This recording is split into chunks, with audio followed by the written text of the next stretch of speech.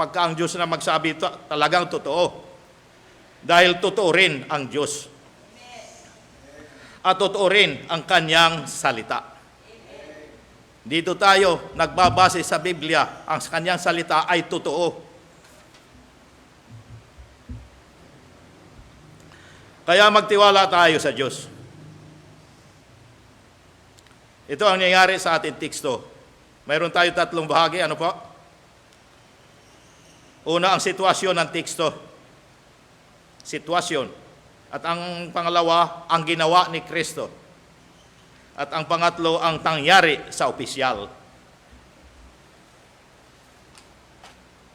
Sabi nga dito sa atin unang bahagi, ang sitwasyon ng ating teksto ayon sa Juan Kapitulo 4, versikulo 46. Sabi nga dito, naparoon nga muli siya sa Kana ng Galilea na dooy kanyang pinapaging alak ang tubig at naroon ang isang mahal na tao na ang kanyang anak na lalaki ay may sakit sa Kapernaum. Si Kristo ay bumalik sa Kana kung saan niyang ginawang alak ang tubig. Nanggaling na siya, bumalik lang. Baka mayroon naghahanap sa kanyang mga sinabi at sarap na alak na kanya ginawa. Ayon sa ating binasang teksto, bumalik. May isang opisyal ng pamahal sa Kapernaum na maaaring isang hintil. Nang anak ay na may sakit, ayon nga dito sa ating binasa, malubhang sakit. Malapit nang mamatay ayon dito sa 47, San Juan 4:47. Sabi nga, nang mabalitaan niya na si Jesus ay dumating sa Galilea na mula sa Judea, ay naparoon siya sa kanya at ipinamanhik sa kanya na siya'y lumusong at pagalingin ang kanyang anak na lalaki sapagkat siya ay naghihingalo. Ang opisyal ay pumunta sa Galilea, lumapit kay Kristo at nagmakaawa na pagalingin ang anak. Ayun nga sa binasa natin teksto, sa 47. Nagmakaawa.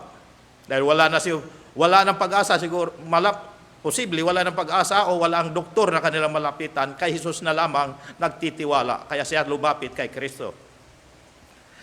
Pinag-usapan niya si Kristo na sumama sa kanya bago mamatay ang kanyang anak. Malapit na mamatay kasi naghihingalo nga pa. Ay sa 49, ang mahal na tao ay nagsabi sa kanya, Ginoo, lumusong ka bago mamatay ang aking anak. Nagmamakaawa. Wala nang malapitan. Iisa na lamang po ang Panginoon. Kung sa ating kapanahunan ngayon, sa panalangin na lamang. Sa Panginoon na lang tayo aasa. Sa panalangin. Kaya mapapansin, si Kristo ay naglalakbay. Naglalakbay sa mga lugar sa kanyang gawain. Hindi ho pumipirmi. Ang kanyang nadaanan, ang kanyang binabalikan.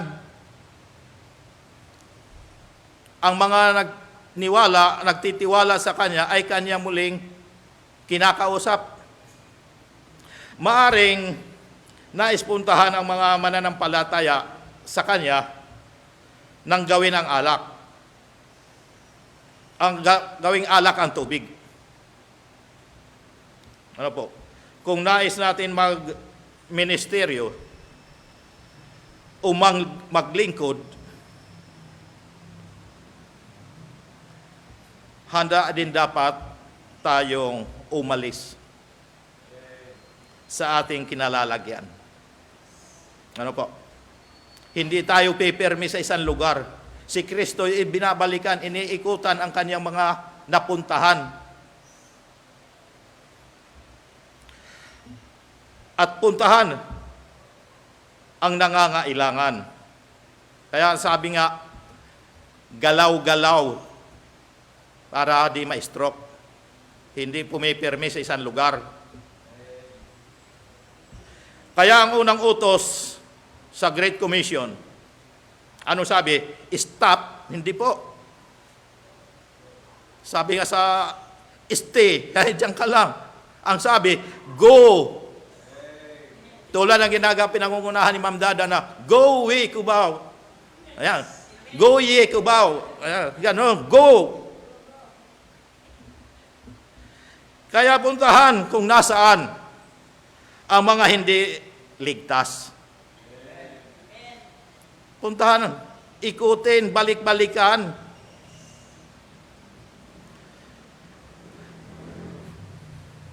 Tulad ng ating mga tahanan. Saan-saan tayo nakakarating, ang ating mga tahanan, maaring mayroon pa hindi ligtas. Ano po? Saan-saan tayo nakakarating, nakakaligtaan ang ating sariling tahanan. Unahin muna natin ang ating mga tahanan bago tayo umikot. Ang opisyal bilang isang ama ay lumapit kay Kristo. Ano po? Para sa kanyang anak.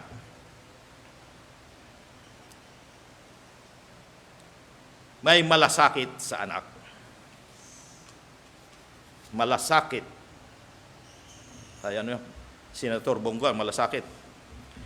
Tayo ba ay bilang mga ama ay may malasakit? May malasakit ba sa ating mga anak? O ipinauubaya na lamang sa iba tulad ng asawa o sa atin ina dahil busy tayo sa trabaho?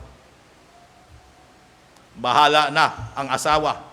Basta ay makakain, ayos na, madamitan, mapag-aral, ganun na lamang ang asawa o kaya ina. O kaya mga mag-asawa, asawa, pupunta sa ibang bansa para maghanap buhay, naiiwan ang anak sa ina.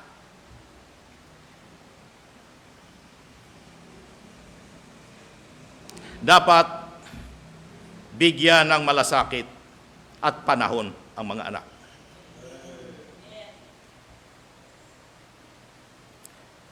Tayo ba ay lumalapit kay Kristo sa panalangin para sa atin mga anak? Baka naman nakakalimutan na rin. Hindi na makapanalangin dahil busy. Dapat ipanalangin araw-araw. At para sa iba't ibang pangangailangan. Pangangailangan pisikal, intelektual, emosyonal,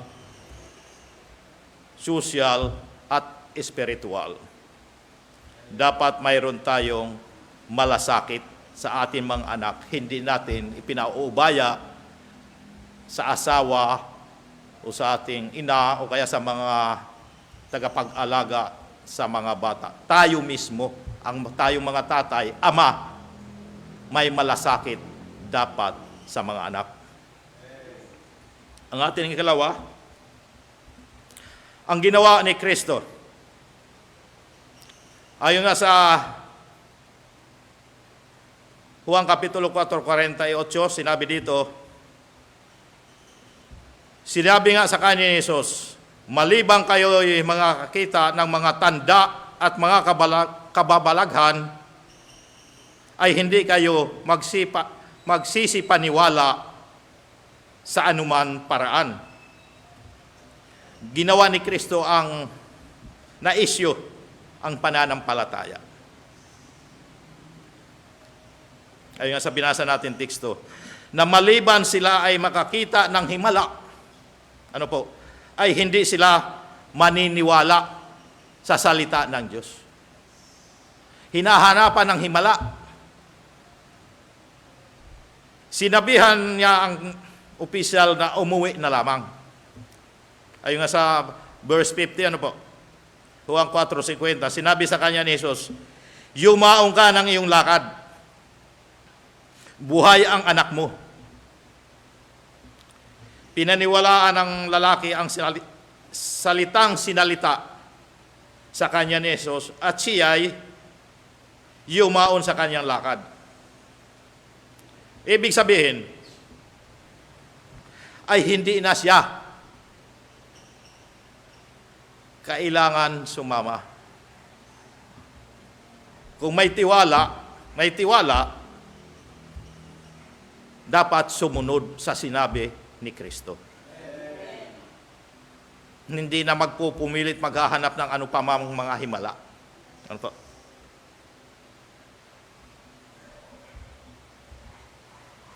Ngunit, pinangakuan naman ni Kristo ang opisyal na ang kanyang anak ay gagaling. Kaya mapapansin, kung lalapit kay Kristo, dapat lumapit na may pananampalataya. Mahalaga lumapit sa Diyos na may pananampalataya. Kung ikaw, lalapit sa ating mga opisyal sa gobyerno na hindi ka nagtitiwala sa kanila, makakalapit ka kaya o makakausap mo? Hindi po. Dapat lumapit ka na may pananampalataya o nagtitiwala ka sa inyong lalapitan na ikaw makakadaupang palad mo o makakausap mo ang nais mong makausap. Dahil hahanapan ka ni Kristo, hahanapan niya tayo ng ating pananampalataya. Kung walang pananampalataya, ay hindi magbibigay kaluguran sa Diyos. Opo, hindi magbibigay kaluguran. Walang kasiyahan ang Diyos sa taong walang pananampalataya. Ayun nga sa Hebreo 11, versikulo 6, sabi dito, at kung walang pananampalataya, ay hindi maaring maging kalugod-lugod sa Kanya. Opo.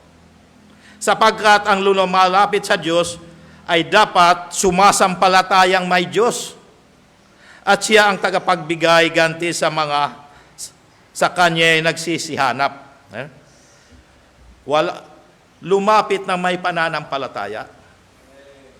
Ang tunay na pananampalataya ay pagtitiwala. Natutuparin niya ang Kanyang mga ipinangako. Hindi po natutuwa ang Diyos sa mga hindi nagtitiwala sa Kanya. Lalapit na may na walang tiwala, ano po? Baka pagkamalian pa tayo mga espiya o tik-tik. Uso ngayon na kakahuli ng mga espiya, yun nga lamang mga in-check, ano po? Ano man hingin sa Diyos, ay tatanggapin kung may pananampalataya. Umasa tayo, natatanggap tayo sa Diyos kung mayroon tayong pananampalataya. Ayon nga sa Mateo 21, versikulo 21 at 22, sabi dito,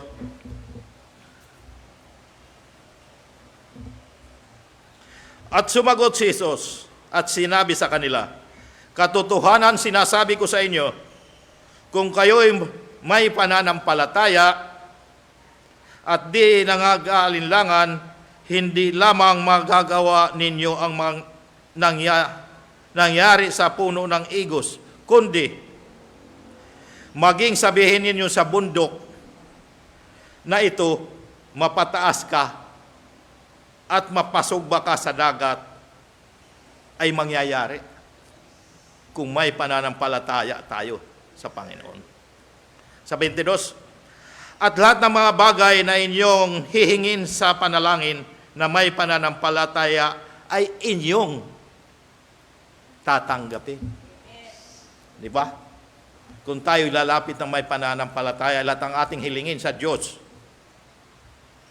ay atin tatanggapin. Kaya lumapit tayo ng may pananampalataya at huwag tayo mag-aalinlangan lumapit sa Kanya.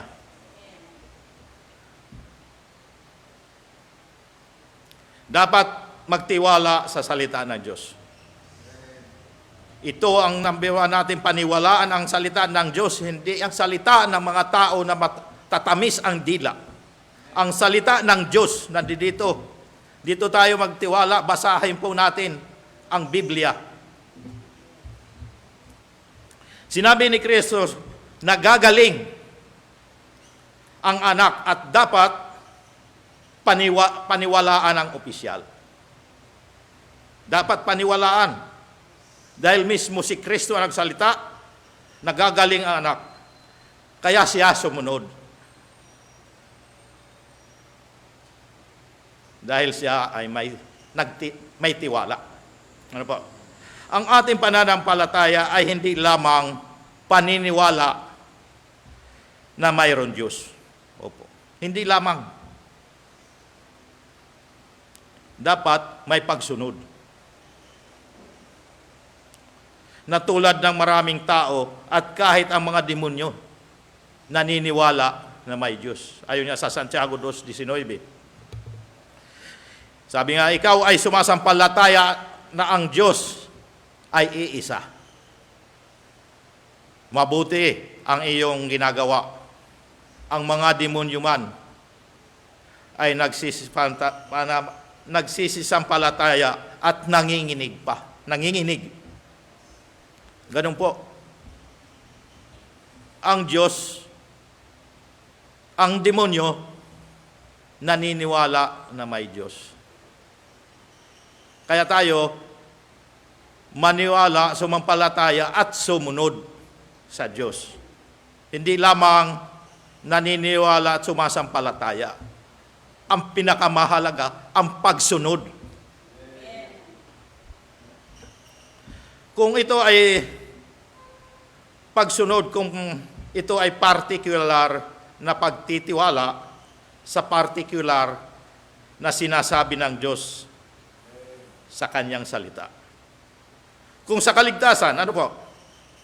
Ito ay maaring Juan Kapitulo 3, versikulo 16. Sabi nga, sapagkat gayon na lamang ang pag-ibig ng Diyos sa sanlibutan,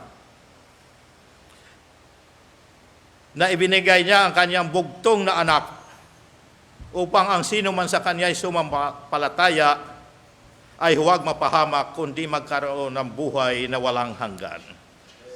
O kaya sa Roma Kapitulo 10, versikulo 9 at 10, sabi dito, sapagkat kung ipapahayag mo ng inyong bibig si Jesus na Panginoon at sasampalataya ka sa iyong puso na binuhay siyang mag-uli ng Diyos sa mga patay ay maliligtas ka. Sa Jesus sabi, sapagkat ang tao'y nananampalataya ng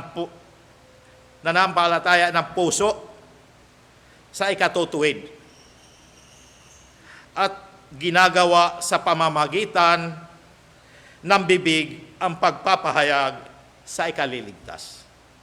Mayroon pa isa. 1 Juan Kapitulo 5, versikulo 11 at 12.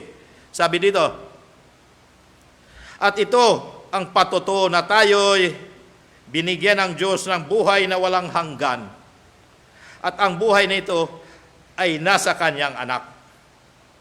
Sa 12, ang kinaroroonan ng anak ay kinaroroonan ng buhay. Ang hindi kinaroroonan ng anak ng Diyos ay hindi kinaroroonan ng buhay. Yan po, kung kaligtasan po, ano po?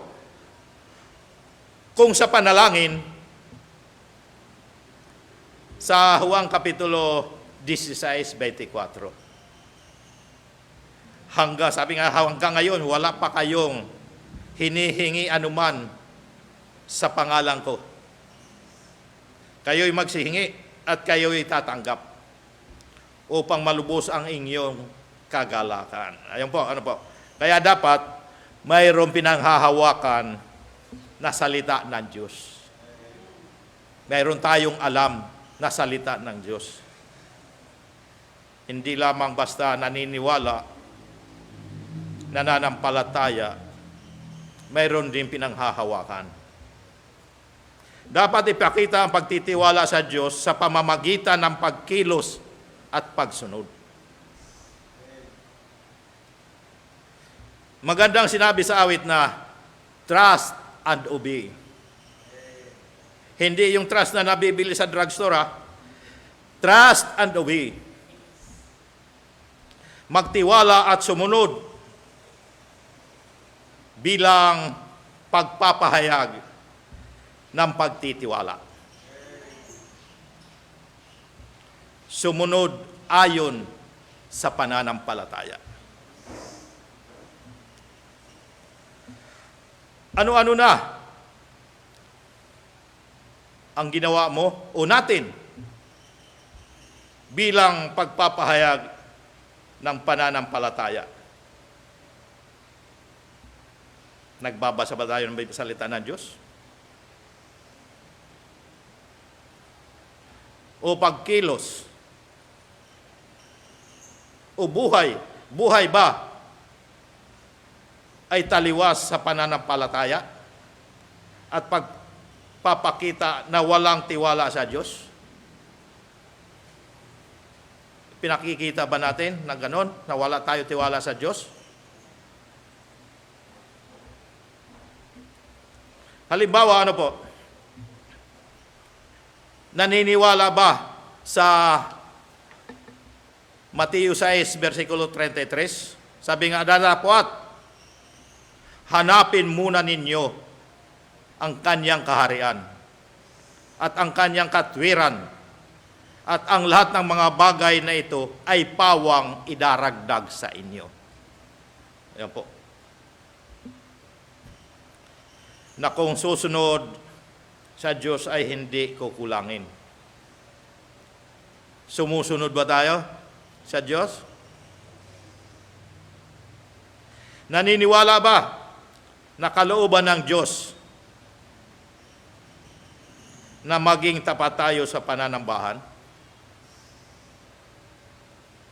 Ayon sa Hebreo Kapitulo 10, versikulo 24 at 25, sabi nga dito sa 24, at tayo mga tinginan upang tayo mga udyok sa pag-iibigan at mabubuting gawa.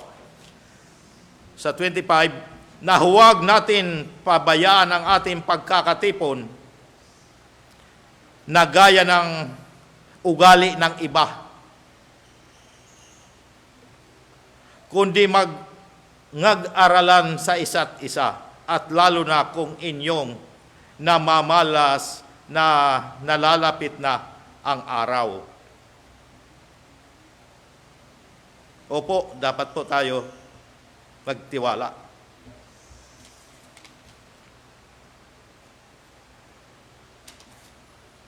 Sapagkat dito natin may papakita ang atin pagsunod, pagmamahal, at pagpapahalaga sa Kanya, at pagpapakita na tapat tayo sa Kanya. Naniniwala ba na kung magbibigay ng panahon at pera sa pagbabahagi ng Ebanghelyo at misyon, mapupunuan pa rin ang pagkangailangan? Opo. Dapat tayo magtiwala. Dapat tayo magbigay.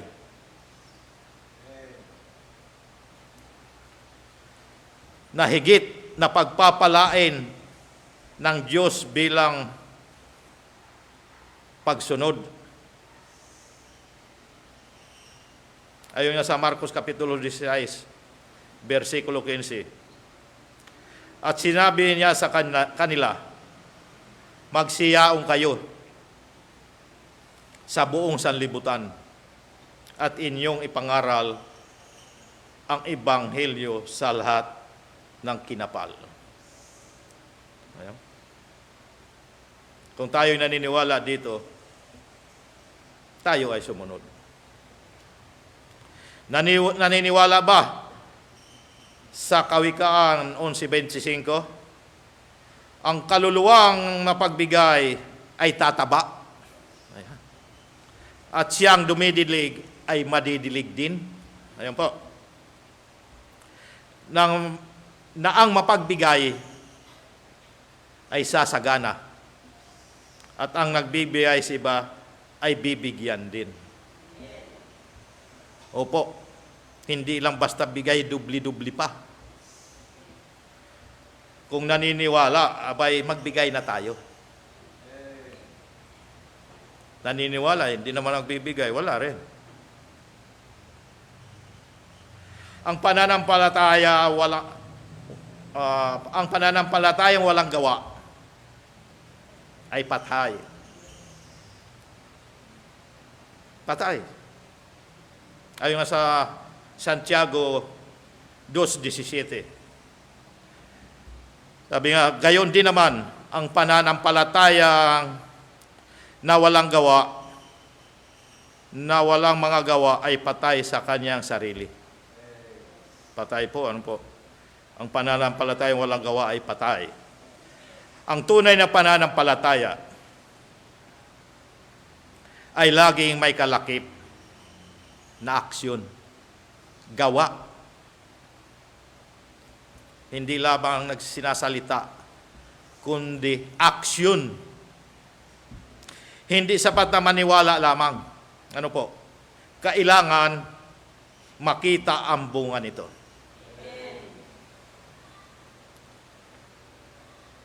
Sa mabubuting gawa, ano po? Sa mabubuting gawa ay hindi nagdadala ng pagbabago o kapaki-nabangan.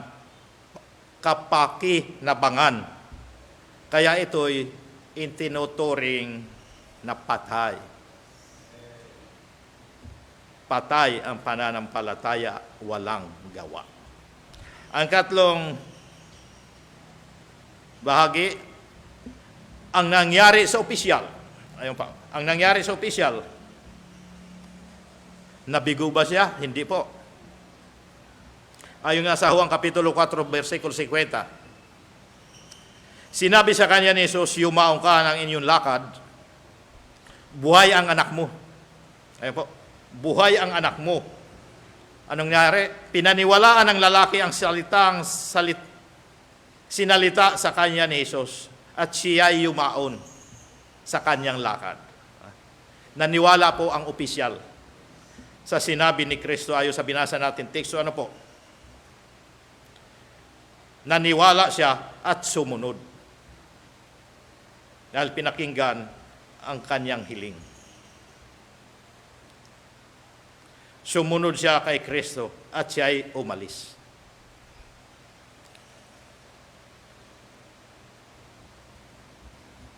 Ayon sa 50, Juan Kapitulo 4:50, at samantalang siya ay lumusong, ay sinalubong siya ng kanyang mga alipin na nagsasabi na ang kanyang anak ay buhay. Siya ay sinalubong, ano po, ng kanyang mga lingkod at sinabi ukol sa kagalingan ng anak. Ayon sa binasa natin teksto.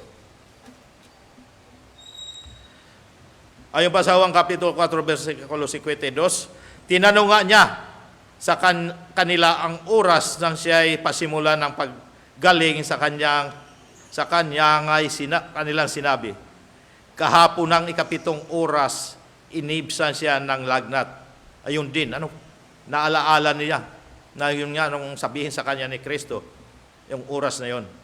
Sa 53, naunawa nga na ng ama na sa oras na yaon nang sabihin sa kanya ni Jesus. Ayan po. Buhay ang anak mo. buhay, huwag ka nang mag-alala, ano po. At siya ay sumampalataya at ang kanyang buong sambahayan. Nalaman niya na gumaling ang anak at dahil sa sinabi ni Kristo sa binasa natin teksto, siya at ang kanyang buong sambahayan ay naniwala kay Kristo. Hindi na magpatumpik-tumpik na niwala agad. Ayan po ang nangyari sa opisyal. Ano po? Kaya mapapansin, tinupad ni Kristo ang kanyang sinabi. Hindi siya nang iindiyan, tumutupad sa salita. Nangangako, ang kanyang mga pangako, tinutupad. Nang maniwala ang opisyal at sumunod sa utos ni Kristo, gumaling ang anak. Ano po? Gumaling. Ang anak na sa takdang oras na sinabi ni Kristo. Kung anong oras sinabi, nagagaling ang anak, ganun din ang oras ng pagaling ng anak. Agad-agad gumaling, kaya huwag magduda sa salita ng Diyos. Kung maniwala, hindi dapat pagdudahan. Ang salita ng Diyos. Paniwalaan agad.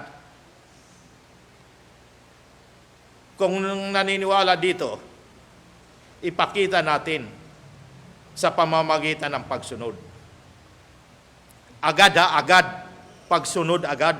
Hindi na pagpapaliban sa sunod na linggo, sa sunod na buwan na lamang. Pagsunod agad.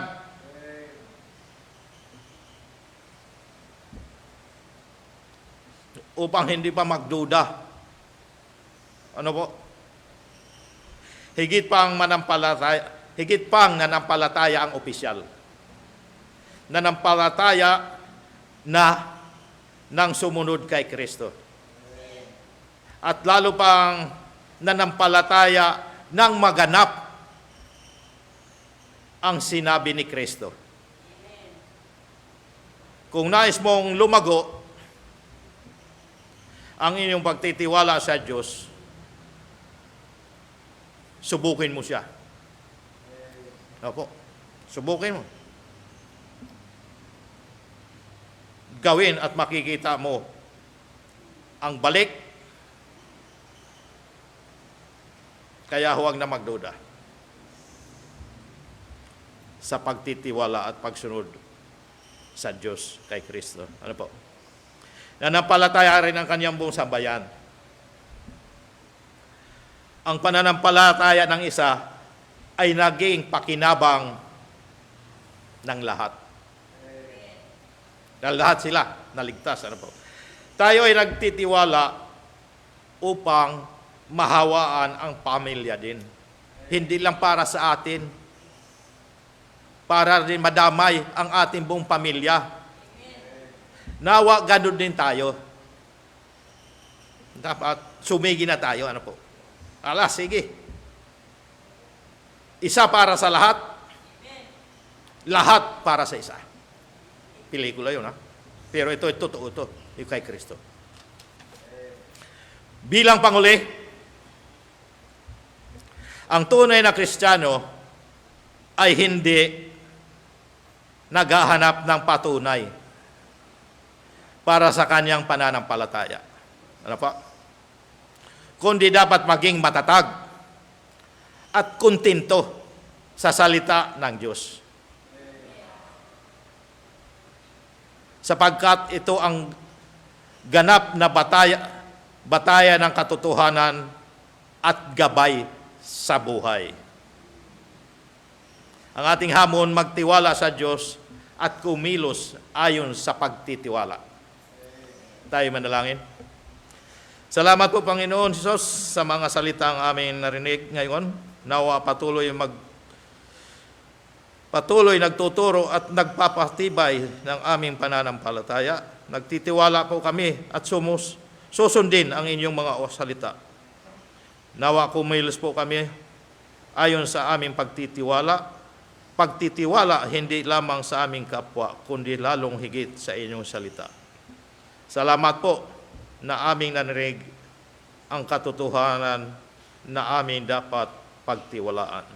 Ito po ang aming dalangin sa pangalan ng Panginoon Hesus. Amen. Sa ating pagkakaloob, ayon nga sa ating teksto, sabi dito sa Mateo 6:33 hanggang 34, datapwat hanapin muna ninyo ang kanyang kaharian at ang kanyang katwiran at ang lahat ng mga bagay na ito ay pawang idaragdag sa inyo. Kaya't huwag ninyong ikabalisa ang sa araw ng bukas, sapagkat ang araw ng bukas ay mababalisa sa kanyang sarili. Sukat na sa kaarawan ang kanyang kasamaan. Ibigay po natin sa Panginoon ang pinakamabuting handog. Tayo manalangin. Salamat po, Panginoon, sa salitang aming napakinggan ngayong gabi. Nawa, pangunahan mo ang aming pagbibigayan, hipuin mo ang puso ng bawat isa upang mapagkaloob ng may kagalakan sa kanilang puso. Ito pong aming dalangin sa pangalan ng Panginoon Hesus. Amen.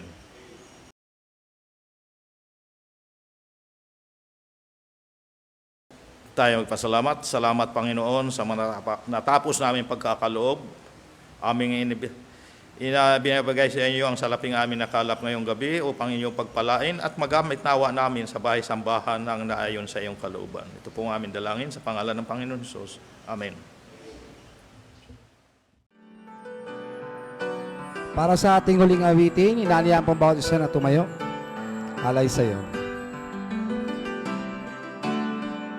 Tanging hangad ko'y makapiling ka, mukha mo'y mamasdan. Ikaw ang tangi kong kagalakan, magpakailan pa man. Alay sa'yo ay pagpupuri, walang tumbas na pagsamba. Ikaw lamang ang tanging daan, ikaw lamang ang susundan. Sa kaguluhan ng puso ko, ikaw lang ang tugon. Wala nang takot sa piling mo, apaw ang biyaya mo. Alay sa'yo ay pagpupuri, walang tumbas na pagsamba. Ikaw lamang ang tanging daan, ikaw lamang ang susundan. Jesus, ikaw ang dakilang Diyos, puso ko ay handog. Gawin mo lamang na iyong lingkod, kagalakay lubos. Alay sa'yo ay pagpupuri, walang tumbas na pagsamba. Ikaw lamang ang tanging daan, ikaw lamang ang susundan. Ikaw lamang ang tanging daan, ikaw lamang ang susundan.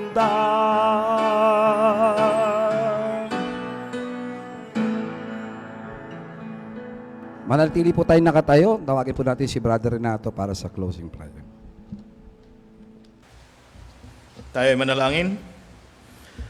Panginoon Diyos sa makapangyarihan sa lahat, salamat po sa mahalagang hamon sa aming pananampalataya. Nawa ang hindi pa nakapagpapasyang magtiwala sa inyo ay kumilos agad at magtiwala na sa inyong mga salita at sumunod ayon sa kanyang pagtitiwala. Salamat po Panginoon, nawa aming narinig ang salita ng kaligtasan inyong kaloob para sa amin. Nawa patuloy kayong kumilos at maghimok na lalong higit kaming lumapit sa inyo. Salamat sa lahat ng mga gumanap at kahabahagi sa gawaing ito. Nawa ang inyong biyaya at pagpapala dumaloy nawa sa aming lahat, maging sa online. Tulungan po ninyo kaming kumilos ayon sa aming pagtitiwala. Nagtitiwala po kami at susundin ang inyong mga utos. Nawa kung inyo pong luluubin, inyo pong tugunin ang aming mga dalangin sa aming pag-uwi. Ingatan po ninyo kaming makarating ng ligtas sa aming tahanan. Ito po ang aming dalangin sa pangalan ng Panginoon Hesus. Amen.